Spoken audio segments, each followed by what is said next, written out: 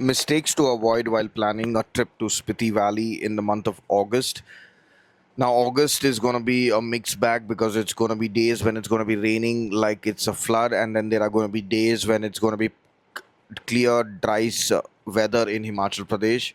But if you have planned a trip to Spiti Valley in August, then the first thing that you need to do is plan for minimum eight nights, 9 days. Do not plan for anything shorter because the roads can close anytime because of landslides and flash floods.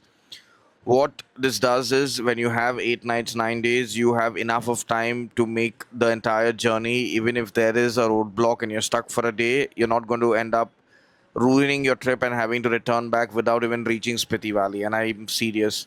You can be stuck in places like Kalpa, Shimla, or Manali for a couple of days, and if you are on a short trip, you'll have to return back without even reaching Spiti Valley. That's the case. What happens to most people who are planning a short 5 night, 6 day trip or shorter.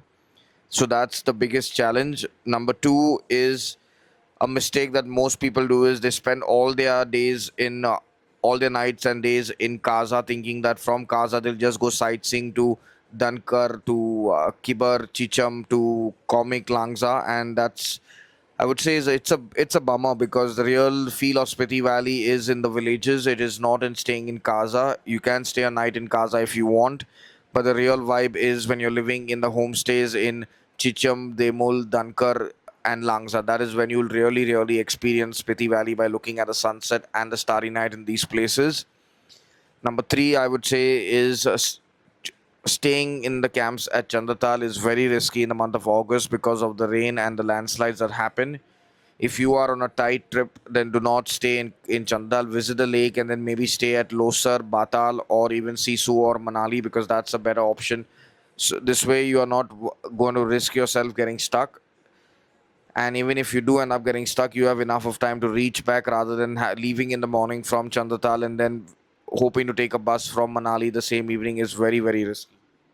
The fourth mistake is not carrying an umbrella and a raincoat. You need both of these when you're traveling to Spiti Valley in August, even if it's not going to rain in Spiti. But on along the journey from Shimla and Manali, there's going to be rain, and you will definitely need an umbrella because otherwise you're going to get drenched in cold rain, which is going to make you fall sick. Number five is not carrying enough of cash. Now, even though 4G and 5G network and UPI payments are acceptable all over Spiti Valley, it's always advisable that you have a minimum of 5,000 rupees of cash on you. This way, in case there is a network outage or in a place where they're not accepting UPI payments, you have cash to get yourself.